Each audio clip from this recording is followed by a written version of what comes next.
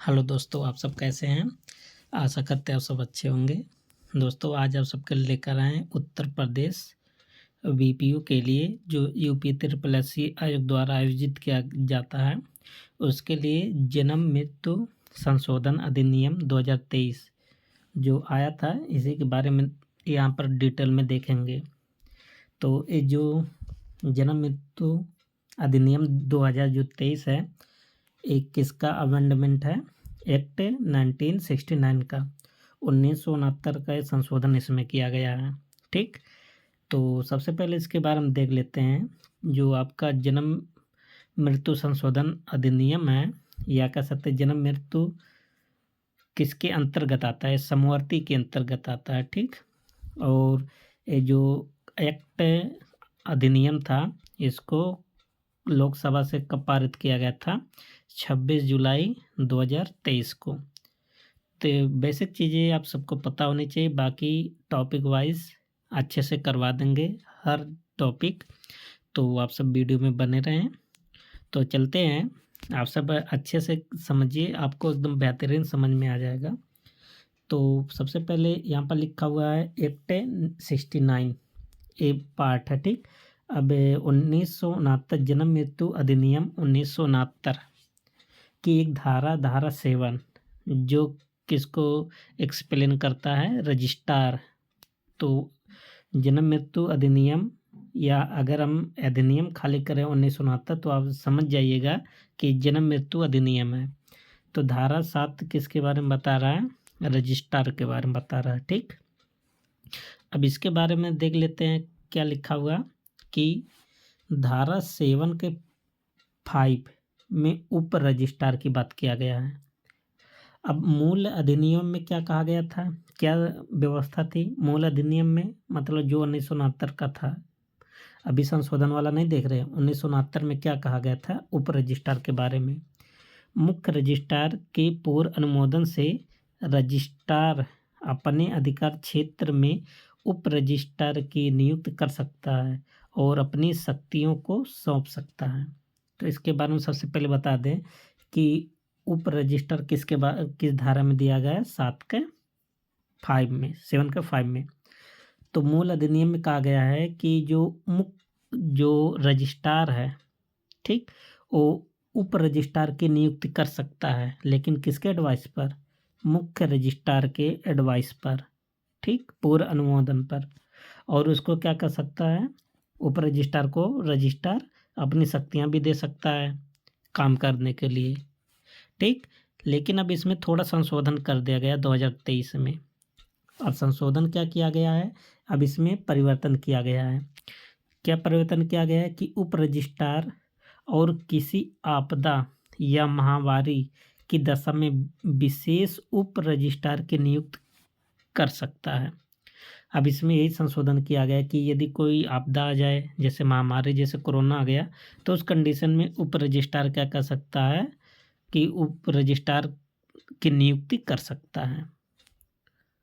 ठीक, अब देखते हैं धारा 8। धारा 8 में क्या है? सरोगेसी के संबंध में प्रावधान किया गया है। बस इतना खाली जान लीजिए। जो संशोधन आया है 2023 का, उसमें किसके बारे में प्रावधान किया गया है? धारा 8 में सरोगेसी के बारे में। सरोगेसी मदर आप सब जानते हैं। अब धारा 12, इसमें क्या कहा गया है?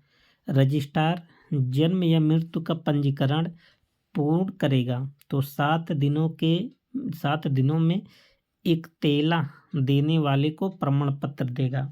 बहुत इंपॉर्टेंट है आपका। बता दें कि धारा 12 में क्या कहा गया है। धारा 12 में कहा गया कि यदि रजिस्ट्रार 7 दिनों में पंजीकरण कर देगा, तो एक तेला का मतलब होता है सूचना देने वाला।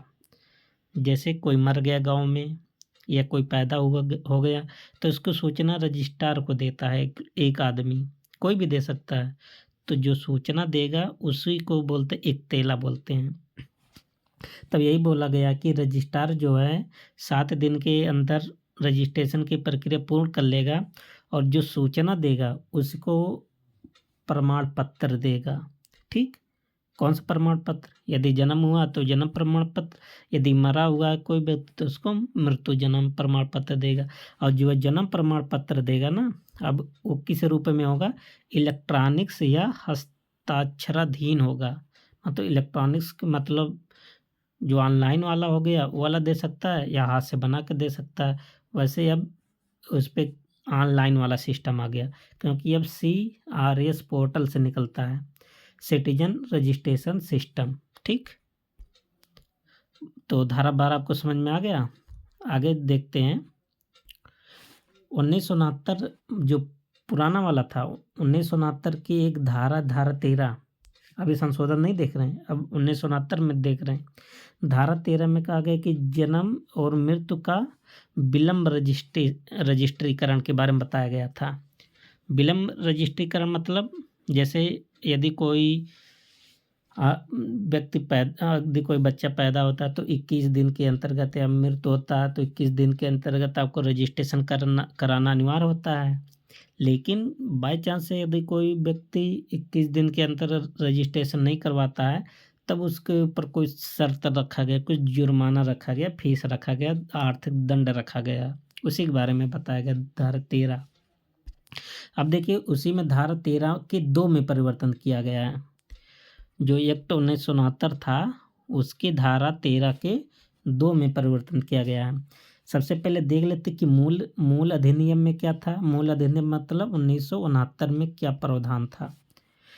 ठीक, इसके बारे में डिटेल में अच्छे समझेंगे। देखिए, मान लेते कोई रजिस्ट्रार है और ये सूचना देने वाला है, जिसको एक तेला बोलते हैं। अब ये क्या करेगा? रजिस्ट्रार को सूचना देगा, किसकी? जन्म या मृत्यु की विलम्ब से। मान लेते ये जो सूचना दाता है वो विलम्ब से सूचना देता है, किसको? रजिस्ट्रार को। विलम्ब से मतलब 30 दिन से 1 साल दिन के अंतर यदि सूचना देता है तो उसके लिए कैसा प्रावधान है। यदि 1 साल से भी ज़्यादा हो जाता है तो उसके लिए दूसरा प्रावधान है, वो भी देखेंगे। पहले इसको देख लेते हैं कि मान लेते हैं सूचना दाता क्या करता है, 30 से लेकर 1 साल के भीतर किसी भी व्यक्ति के बारे में सूचना रजिस्ट्रार को देता है। तब इसके लिए क्या क्या प्रावधान किया गया है? क्या प्रावधान किया गया है? तो कार्रवाई क्या होगा? विहित प्राधिकारी को लिखित अनुज्ञा देगा। तो सबसे पहले इसको क्या करना पड़ेगा? जो विहित प्राधिकारी है उसके पास जाना पड़ेगा। फिर क्या करना पड़ेगा? विहित फीस, मतलब जो फीस निर्धारित किया गया है उसको फीस को देना पड़ेगा। फाइन ना, फीस है इसमें लिखा गया तो फीस ही समझेंगे। फिर उसके बाद क्या करना पड़ेगा? उसको नोटरी पब्लिक में प्रकाशन, तो इसका नोटरी पब्लिक में प्रकाशन भी करना पड़ेगा। फिर उसके बाद क्या करेगा? किसी समक्ष अधिकारी के समक्ष शपथ पत्र पेश करेगा। ठीक, अब इतना सारा प्रोसेस करने के बाद क्या क्या प्रोसेस? विहित अधिकारी के पास जाएगा, लिखित उसका अनुज्ञा लेगा, उसके बाद फीस भी देगा, फिर नोटरी पब्लिक में प्रकाशित भी होगा। उसके बाद किसी समक्ष अधिकारी के सामने क्या करेगा? शपथ पत्र पेश करेगा। तब जाकर उसका क्या होगा? रजिस्ट्रेशन होगा। इतना देखिए प्रोसेस करने के बाद तब उसका क्या होगा? रजिस्ट्रेशन। लेकिन अब ये थोड़ा प्रक्रिया आसान कर दिया गया है, देख लीजिए कैसे। लेकिन 2023 में इसमें बदलाव किया गया। अब नया प्रावधान किया गया। कब? 2023 में। देखिए प्रावधान क्या किया गया है। मान लेते हैं रजिस्ट्रार है और ये सूचना देने वाला है, और ये सूचना देता है 30 दिन से 1 साल के अंदर ये सूचना देता है किसको? रजिस्ट्रार को, कि हमारे गांव में कोई मर गया है, कोई पैदा हुआ है ना? कितने दिन के बाद? 30 दिन के बाद और 1 साल के भीतर। तब रजिस्ट्रार, तब क्या होगा, है ना? सूचना तो दे देता रजिस्ट्रार को। अब कार्रवाई क्या होगा इसके ऊपर? जिला रजिस्ट्रार या अन्य प्राधिकारी की लिखित अनुज्ञा होगा। किसका? जिला रजिस्ट्रार का होगा या अन्य प्राधिकारी का होगा। फिर इसके बाद क्या करना पड़ेगा? उसको विहित फीस, जो फीस लगा है उस फीस को भी देगा। ठीक, फिर उसके बाद क्या होगा? स्वप्रमाणित दस्तावेज प्रस्तुत करेगा। कौन? सूचना दाता। ठीक। अब इसके बाद क्या हो जाएगा, रजिस्ट्रेशन हो जाएगा। ये 3 प्रोसेस अपनाया जाएगा, उसके बाद क्या हो जाएगा, रजिस्ट्रेशन हो जाएगा। ठीक। तो आशा करते हैं आप सबको समझ में आ रहा होगा। अब देखिए एक धारा और है, धारा 13 के 3 में परिवर्तन किया गया है। अब धारा 13 के 3 में क्या था, 1969 वाले में, है ना, यदि जन्म या मृत्यु के पंजीकरण की सूचना 1 साल के बाद, अभी आपको बताया था ना कितना, 30 दिन से 1 साल, उसके बाद 1 साल से ज़्यादा। अब वही है, यदि मान लेते हैं सूचनादाता सो रहा है 1 साल तक, उसको पता नहीं हमारे गांव में कौन पैदा हुआ कौन मर गया। अब 1 साल से ज़्यादा दिन हो जाता तब उसको याद आया कि हमारे गांव में कोई पैदा हुआ कोई मर गया, है ना। तब उसकी सूचना देने वाला किसको सूचना देगा, रजिस्ट्रार को सूचना देगा। अब रजिस्ट्रार को सूचना देगा कितने दिन के बाद, 1 साल के बाद। अब क्या होगा, अब थोड़ा प्रक्रिया और कम्प्लेक्स हो जाएगा क्योंकि 1 साल के बाद सूचना दे रहा। अब कार्रवाई क्या होगा, सर्वप्रथम जन्म एवं या मृत्यु की शुद्धता का सत्यापन होगा। सूचनादाता किसकी सूचना देगा, जन्म की सूचना देगा या मृत्यु की सूचना देगा। जब देगा तो सबसे पहले उसकी शुद्धता का क्या होगा, सत्यापन होगा, पहला काम ये होगा। उसके बाद क्या होगा, इसके बाद प्रथम श्रेणी के मजिस्ट्रेट या प्रेसिडेंसी मजिस्ट्रेट के आदेश पारित होगा, है ना। किसका आदेश लगेगा, प्रथम श्रेणी के मजिस्ट्रेट होगा या प्रेसिडेंसी मजिस्ट्रेट होगा। ठीक। उसके बाद विहित फीस देगा, वहाँ भी फीस देता था यहाँ भी फीस देगा। तब उसके बाद क्या हो जाएगा, रजिस्ट्रीकरण हो जाएगा। यहाँ देखिए फिक्स है, मजिस्ट्रेट के सामने प्रस्तुत होना पड़ेगा आपको, तब जाकर रजिस्ट्रेशन होगा। लेकिन अब इसमें कुछ बदलाव किया गया है। अब बदलाव क्या किया गया, इसमें भी 2023 में बदलाव क्या किया गया, मान लेते सूचनादाता है और ये हमारा क्या है, रजिस्ट्रार बाबू हैं। अब इसको क्या होगा, 1 साल के बाद सूचना देगा। जब सूचना 1 साल के बाद देगा तब क्या होगा, कार्रवाई क्या करना पड़ेगा, जन्म मृत्यु की घटना की शुद्धता की जांच होगा। वहाँ भी जांच होता था, अब भी जांच ही होगा। ठीक। तो जांच से आप बच नहीं सकते क्योंकि 1 साल आपने लगा दिया है सूचना देने में। तो जिस क्षेत्र में घटना हुई है उस क्षेत्र में जिला मजिस्ट्रेट उपखंड मजिस्ट्रेट के द्वारा प्राधिकृत कार्यपालक मजिस्ट्रेट के आदेश पर, तो देख लीजिए किसका किसका आदेश लग रहा है, जिला मजिस्ट्रेट हो या उपखंड मजिस्ट्रेट हो के द्वारा, मतलब वो क्या करेंगे, प्राधिकृत करेंगे। तब उसके बाद आपको क्या करना पड़ेगा, सूचनादाता को फीस देना पड़ेगा, विहित फीस। अब जब फीस दे देगा उसके बाद क्या हो जाएगा, रजिस्ट्रीकरण होगा। तो ये सब प्रोसेस आप सब अच्छे से 1-2 बार वीडियो को देखेंगे, समझ में आएगा दोनों में अंतर, पहले क्या था अब क्या है। ठीक। अब एक धारा है, धारा 18, धारा 18। तो धारा 18 में पूर्व में क्या कहा गया था, पूर्व मतलब 1969 में रजिस्ट्रीकरण कार्यालयों का निरीक्षण, बहुत इंपॉर्टेंट है। धारा 18 में जैसे जो जहाँ रजिस्ट्रीकरण हो रहा है जो कार्यालय है उसका निरीक्षण भी होगा, है ना। तो उसका जो निरीक्षण होगा किसके आदेश पर होगा या कौन करेगा, इसके बारे में बताया गया धारा 18 में। तो देख लेते हैं धारा 18 में पहले क्या कहा गया था, है ना। तो रजिस्ट्रीकरण कार्यालय का निरीक्षण और रजिस्टरों की परीक्षा ऐसे प्राधिकारी करेंगे जिसे जिला रजिस्ट्रार निर्दिष्ट करें। मतलब पहले ये होता था कि अगर कोई रजिस्ट्रीकरण का कार्यालय है या उसका रजिस्टर है, उसको चेक करना है, निरीक्षण करना है, तो कौन आदेश देता था, जिला रजिस्ट्रार आदेश देता था। लेकिन 2023 में इसमें बदलाव कर दिया गया है। जो जिला रजिस्ट्रार थे ना, इनको जो पावर दिया गया था, अब एक इसके पास पावर आ गया है मुख्य रजिस्ट्रार या विशेष आदेश साधारण द्वारा। मतलब अब किसी कार्यालय का अगर निरीक्षण करना है तो कौन आदेश देगा, मुख्य रजिस्ट्रार, या मुख्य रजिस्ट्रार अगर किसी को नियुक्त करेगा तो उसके आदेश पर होगा। तो जिला रजिस्ट्रार की जो वरीयता है कम हो गई है। अब जिला रजिस्ट्रार के स्थान पर किसको रख दिया गया है? मुख्य रजिस्ट्रार को, या विशेष आदेश द्वारा। बात समझ में आया? तो पहले कौन आदेश देता था कि हाँ जाके वहाँ चेक कर लीजिए, उस कार्यालय को चेक कीजिए, वहाँ चेक कीजिए, जिला रजिस्ट्रार देता था आदेश। लेकिन अब कौन देगा? मुख्य रजिस्ट्रार देगा। ठीक, तो अब देखते हैं धारा, अगला है धारा 23। धारा 23 में पेनाल्टी की बात किया गया है, जो अभी बता रहे थे ना, विहित फीस। विहित फीस मतलब निर्धारित फीस, जितना फीस को निर्धारित किया गया वही फीस। धारा 23 में वही पेनाल्टी है। अब देखिए धारा 23 की उपधारा है, आपको बता दें ऐसे लिखा जाएगा जैसे धारा 23 के 1। अब ठीक, धारा 23 के 1, धारा 23 के 2, धारा 23 के 3, 4, 5, ऐसे उपधारा। इसके धारा 23 के अंतर्गत कितनी उपधारा हैं? 5 उपधारा है। और पहले उपधारा में तीन उपधारा और है, जैसे ऐसे लिखा, धारा 23 का उपधारा के 1 फिर ए।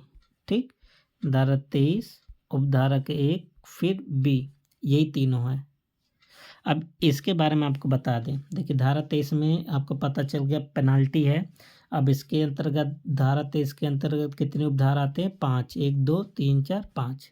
ठीक, तो जो उपधारा 1, उपधारा 2, उपधारा 3, उपधारा 4, इसमें परिवर्तन किया गया, जबकि उपधारा में कोई परिवर्तन नहीं किया गया है।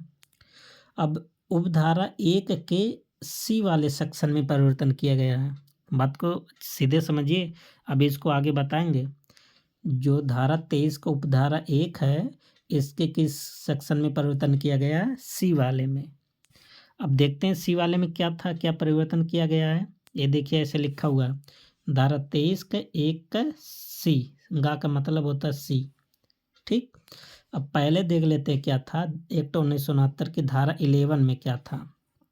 अभी तब इसको देखेंगे।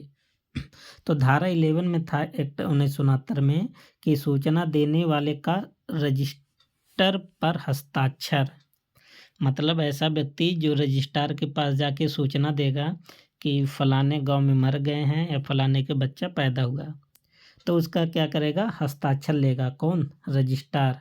सिग्नेचर लेगा। हाँ, जो तुम बता रहे हो तुम्हारा क्या लेंगे? सिग्नेचर। पता चले कि गलत सूचना दे दे, इसीलिए क्या लेगा? सिग्नेचर लेगा। अब देखिए उसी के यहाँ पर एक्सप्लेन किया गया, धारा 23 का 1 का सी मतलब गा। मान लेते हैं कि ये सूचना दाता हैं, इक्तेदार हैं। ठीक, और इन्होंने क्या किया? यदि ये व्यक्ति रजिस्टर में अपना नाम, निवास, हस्ताक्षर, अंगूठा ना लगाए तो इस पर जुर्माना लगेगा। कितना? 250 रुपये का। बहुत इम्पोर्टेंट है। मान लेते कोई सूचना दाता है, ठीक, वो गया रजिस्ट्रार के पास क्या करने के लिए? सूचना देने के लिए कि रजिस्ट्रार साहब हमारे गांव में एक लोग का मृत्यु हो गया है। ठीक, चलो ठीक है, सूचना दे दिया। लेकिन सूचना देने के बाद फिर रजिस्ट्रार कहेगा आओ भैया हम आपका अंगूठा लगवाएंगे। तो लेकिन सूचना दाता क्या किया? अंगूठा लगाने से मना कर दिया कि नहीं, हम अंगूठा नहीं लगाएंगे अपना। तो इस कंडीशन में क्या होगा? जो सूचना देगा उसके ऊपर जुर्माना लगेगा। कितना? 250 रुपये का। और पहले ये जुर्माना कितना था? 50 रुपये था। बहुत इम्पोर्टेंट है। अब जो 2023 में बढ़ा के कितना कर दिया गया? 250 रुपया। यदि सूचना दाता अंगूठा नहीं लगाएगा, निवास नहीं बताएगा, हस्ताक्षर नहीं करेगा, तो उसके ऊपर कितने रुपए का जुर्माना लगेगा? 250 रुपये का। और यह जुर्माना पहले कितना था? 50 रुपये का खाली। ठीक, तो आपको समझ में आया होगा। और यह बात किस धारा में कहा गया है? धारा 23 का 1 का सी में। आगे क्या है? उपधारा 1 के पश्चात कई धाराएं अंतः स्थापित की गई, मतलब बहुत सारे धाराएं एक दूसरे को अंतः स्थापित किया गया है। इस संदर्भ में जन्म मृत्यु के संबंध में जुर्माना 1000 रुपये तक लगा सकता है।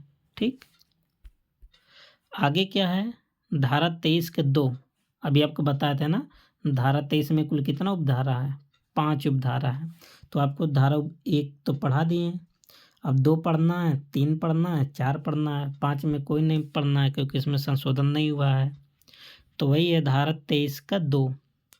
अब इसमें क्या बोला गया है, इसमें कहा गया है यदि रजिस्ट्रार हो या उप रजिस्ट्रार हो अपने अधिकार क्षेत्र के जन्म या मृत्यु का विवरण निर्दिष्ट अधिकारी को भेजने से इनकार कर दे तो जुर्माना लगेगा 250 का। और पहले जुर्माना कितने का था, 50 रुपये का था। चलो ठीक है, इसके बारे में आपको बताते हैं डिटेल में। देखिए क्या कह रहा है। मान लेते हैं कोई रजिस्ट्रार है, रजिस्ट्रार साहब है, ठीक, और ये इनसे बड़ा एक अधिकारी है यहाँ पर, मान लेते हैं जिला रजिस्ट्रार है। अब इसको सूचना देने से क्या कर दें, इनकार कर दें कि मान लेते इनकार, कोई ना कोई रीजन तो होगा ही इनकार करने का। ऐसा थोड़ी नहीं दुश्मनी होगा कि यहाँ हम आपको सूचना नहीं देंगे। मान लेते हैं कोई रीजन है, चलो ठीक है, एक न्योता खाने गया था और इसको सही समय से इसको सूचना नहीं दिया, तब क्या करेगा, इस रजिस्ट्रार के ऊपर कितने रुपए का जुर्माना लग जाएगा, 250 रुपये का। पहले ये जुर्माना कितने रुपए का था, 50 रुपये का था, अब कितना कर दिया गया, 250 रुपये का। अच्छा, आप सब सोच रहे होंगे कि 250 रुपया है तो सरकारी आदमी तो इसको दे देगा, इतना तक नहीं सीमित है, इसके ऊपर विभागीय कार्रवाई भी होगा, खाली जुर्माना तक ही नहीं सीमित है, ठीक। तो ये क्या कर लेगा, रजिस्ट्रार, जिला रजिस्ट्रार के ऊपर विभागीय कार्रवाई भी कर सकता है।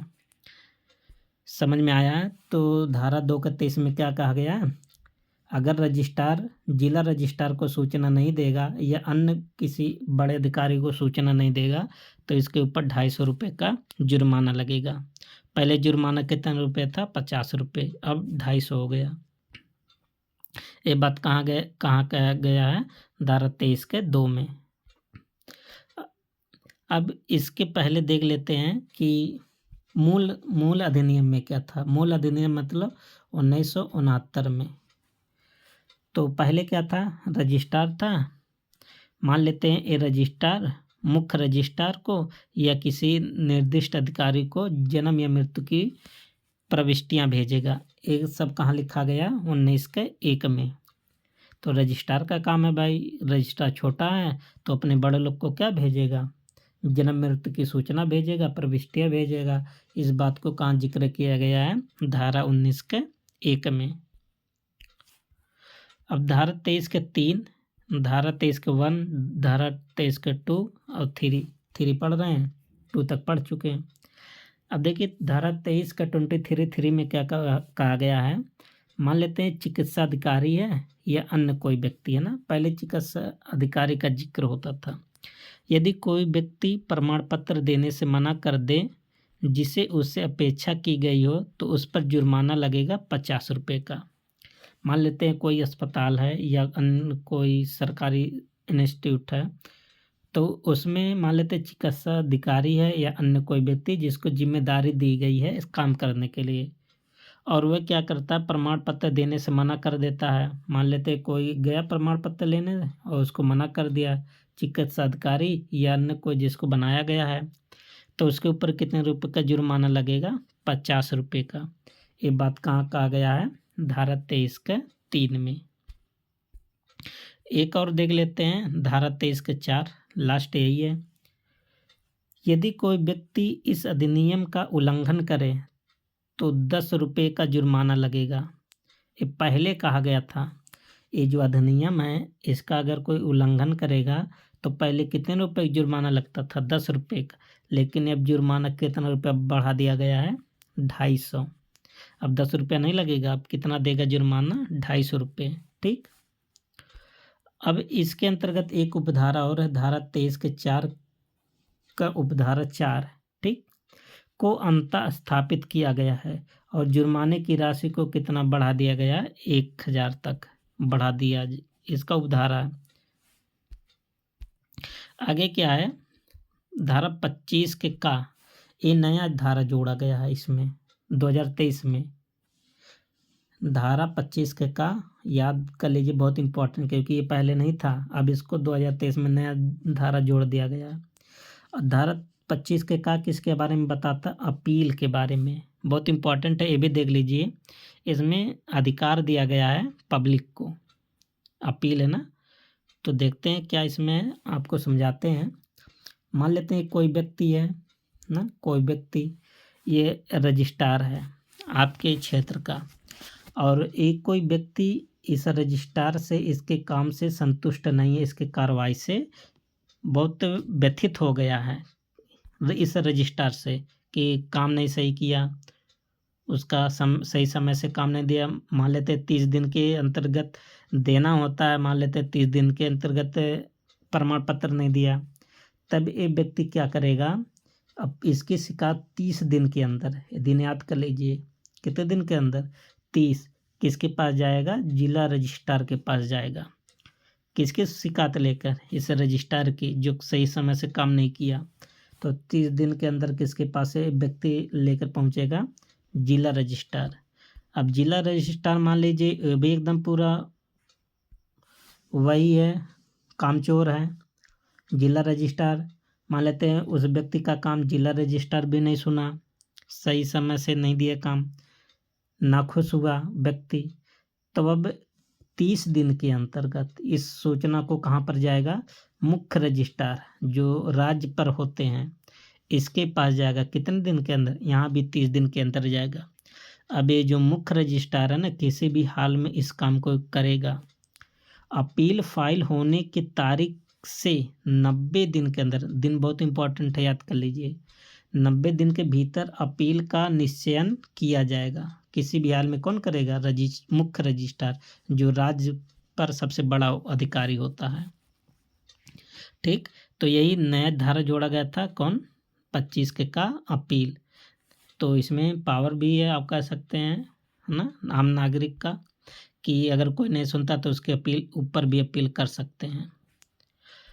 अब इसके बाद देखते हैं 2 और जोड़ा गया है इसमें, कौन, प्रारूप संख्या 15 और प्रारूप संख्या 14, 2 जोड़ा गया। पहले 13 था, अब 15 हो गया। बहुत इंपॉर्टेंट है, अभी शुरू से आपको पढ़ा देंगे कि कौन कौन सा प्रारूप था। तो 15 वाले प्रारूप में क्या लिखा है, अपील का प्रारूप है। और 14 वाले में क्या बोला गया है, अभिभावक या परिजन द्वारा स्वघोषणा। ये दोनों नया जोड़ा गया, पहले 13 था, 2 और जोड़ के बढ़ा के 15 कर दिया गया।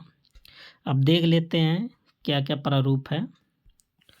पहला प्रारूप संख्या 1 क्या है, जन्म सूचना प्रपत्र से संबंधित है, प्रारूप संख्या 1। और एक का में क्या बोला है, दत्तक ग्राहिक बालक की जन्म सूचना से, इसके अंतर्गत है। वैसे आप पहला प्रारूप याद कर लीजिए, जन्म सूचना प्रपत्र है। और दूसरा प्रारूप संख्या 2 किसके बारे में बताता है, मृत्यु सूचना प्रपत्र से। और प्रारूप संख्या किसके बारे में बताता है, मृत जन्म सूचना प्रपत्र से। अच्छा, मृत जन्म का मतलब जान रहे हैं क्या होता है, जैसे कभी बच्चा होता है ना, वो पेट में से ही मरा हुआ होता है ना, वो पैदा होता है, उसी को बोलते हैं मृत जन्म, मतलब मरा हुआ बच्चा जन्म लिया। तो कुल कितने प्रपत्र, सूचना प्रपत्र होते हैं, 3। कौन कौन, मृत्यु सूचना प्रपत्र, और जन्म सूचना प्रपत्र, और मृत जन्म सूचना प्रपत्र, 3 है। और तीनों का प्रारूप संख्या 1 याद कर लीजिए। 1 में क्या है, जन्म, दूसरे में क्या है, मृत्यु, और तीसरे में क्या है, मृत जन्म सूचना प्रपत्र है। ठीक, अब चौथे वाले में क्या बोला गया है, चौथे वाले में क्या कहा गया प्रारूप में, मृत्यु के कारणों का चिकित्सीय प्रमाणन से संबंधित है। प्रारूप संख्या 4 किससे संबंधित है, मृत्यु के कारणों का चिकित्सीय प्रमाणन संबंधित।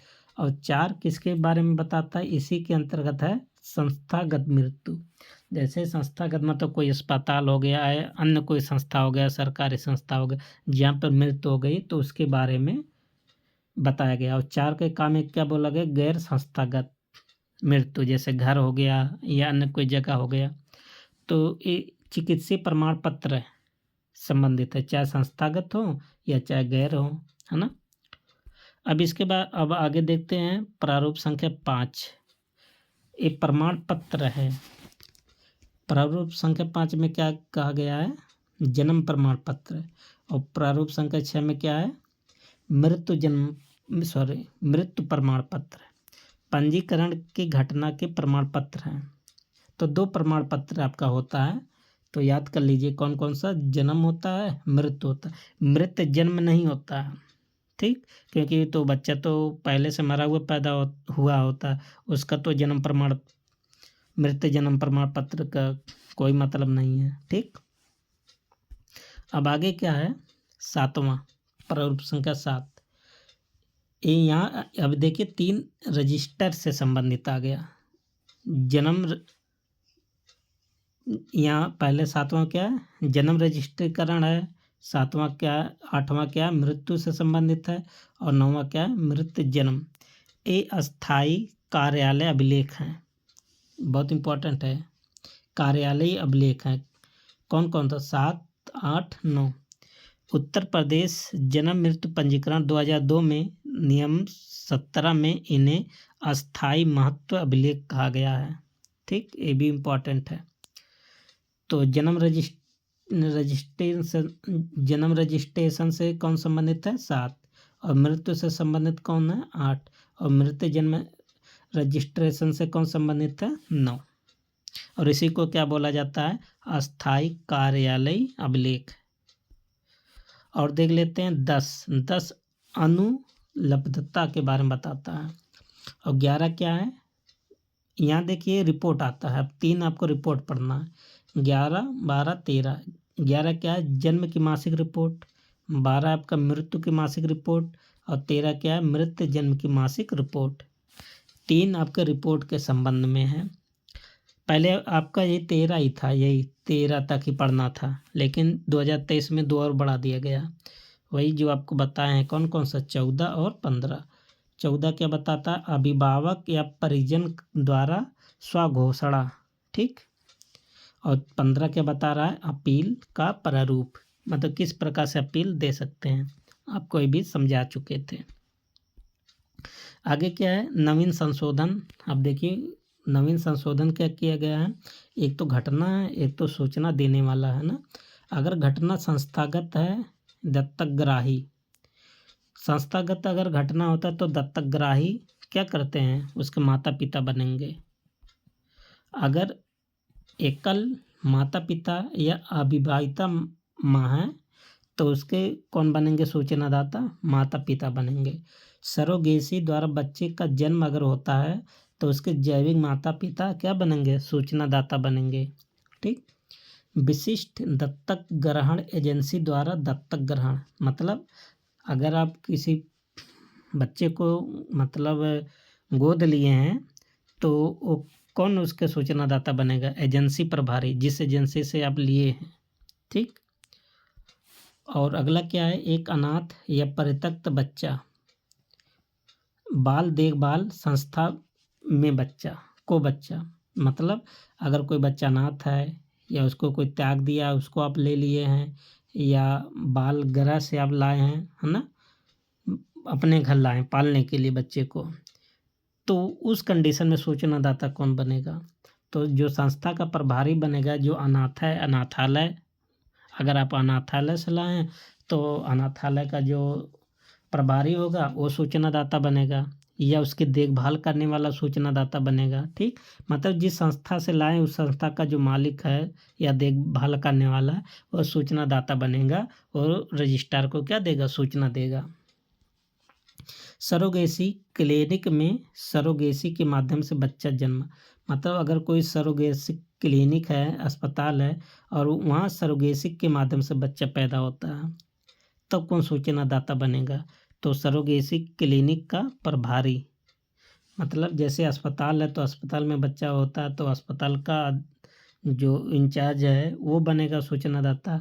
तो ऐसे यहाँ भी है, सरोगेसी क्लिनिक है और जो बच्चा पैदा हुआ सरोगेसी के माध्यम से बच्चा पैदा हुआ, तो सूचनादाता कौन बनेगा? सरोगेसी क्लिनिक का प्रभारी, ठीक।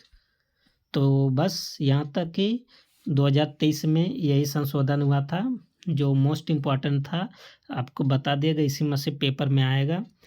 तो बीपीओ की यदि आप तैयारी कर रहे हैं तो आप हमसे जुड़े रहें। आप सबको टॉपिक वाइज हर टॉपिक को ऐसे कवर कर दिया जाएगा।